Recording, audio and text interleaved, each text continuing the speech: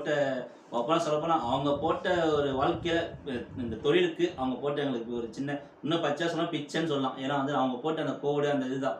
அன்னைக்கு எனக்கு மட்டும் கிடையாது. என் குரூப்ல இருக்க ஆல்மோஸ்ட் வந்து பார்த்தீங்கன்னா, என்னோட ஃப்ரெண்ட்ஸ் எல்லாருமே. அப்படி போட்டு ஆரம்பிச்ச காலகட்டம் தான். 1250 1500 சம்பளம் ஜாயின் பண்ணோம். அதுக்கப்புறம் இன்னொரு பேங்க்ல மூவ் பண்ணோம். அதுக்கப்புறம் ஆடிட்டிங் ஃபீல்டு. அதுக்கப்புறம் பார்த்தீங்கன்னா 2006ல பார்த்தீங்கன்னா கேப்ஜெமினி பிசினஸ் சர்வீஸ் இந்தியா லிமிடெட்ல போயிட்டு ஒரு கார்ப்பரேட் கம்பெனில உட்காரோம். ஸோ கிட்டத்தட்ட 2013 இருக்கும்.